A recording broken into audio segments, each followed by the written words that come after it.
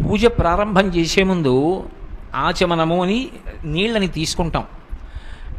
అలా ఎన్ని నీళ్లు తీసుకోవాలి, చెయ్యి ఎలా ఉండాలి, దీని గురించి మనకి శాస్త్రం చెప్పింది. గోకర్ణాకృతి హస్తేన అని మనం నీళ్లు పుచ్చుకునేటప్పుడు ముందు చేతిని గోకర్ణం యొక్క ముద్రలోకి మార్చాలి. గోకర్ణం యొక్క ముద్ర అంటే చేతిని ఇలా పెట్టి ఈ బొటనవేలు వెళ్ళి మధ్యలో ఉండేటటువంటి పొడుగు వేలు యొక్క ప్రారంభ స్థానాన్ని తాకాలి, అంటే ఇలా పడాలి. దీని మీద చూపుడు వేలు వంగాలి, అంటే ఇలా వంగాలి. ఇప్పుడు ఇది గోకర్ణాకృతి అంటారు. ఈ గోకర్ణాకృతి యందు ఏం చేస్తారంటే మాషమగ్న జలం పిబేత్ అని, ఇందులో మినపగింజ పెడితే ఆ మినపగింజ మునగడానికి ఎన్ని నీళ్లు పోస్తావో అన్ని నీళ్లే పొయ్యాలి తప్ప అంతకన్నా ఎక్కువ నీళ్లు పొయ్యకూడదు. పోసి ఈ కింది పెదివిని, ఈ అమృత మార్గము అంటారు దీన్ని, ఈ అమృత మార్గమునందు ఈ కింది పెదివిని చేరుస్తారు.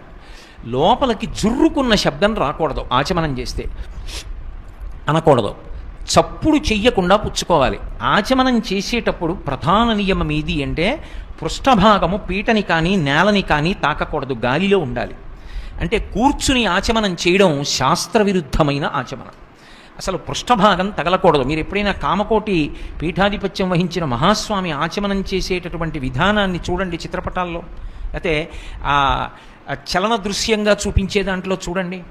రెండు మోకాళ్ళు మీద కూర్చుంటారు, కూర్చుని పృష్ఠభాగం నేలకి తగలదు. ఈ రెండు మోచేతులు రెండు మోకాళ్ళ మధ్యలోకి వెళ్ళాలి. వెళ్ళి నీళ్లు తీసి కుడి చేతిలో వేసుకుని అప్పుడు ఇలాగే పట్టి లోపలికి పుచ్చుకుంటారు. ఆ అమృత మార్గంలోంచి లోపలికి పుచ్చుకుంటారు.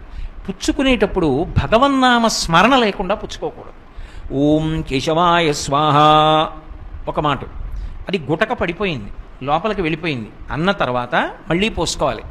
ఓం నారాయణాయ స్వాహ మళ్ళీ పుచ్చుకోవాలి, మళ్ళీ గుటక పడిపోయింది, మళ్ళీ మూడో మాట పోసుకోవాలి, మళ్ళీ పుచ్చుకోవాలి. ఓం మాధవాయ స్వాహ, అప్పుడు గోవిందా విష్ణు మధుసూదన త్రివిక్రమ వామన శ్రీధర హృషికేశ మిగిలిన నామాలు చెప్తాం.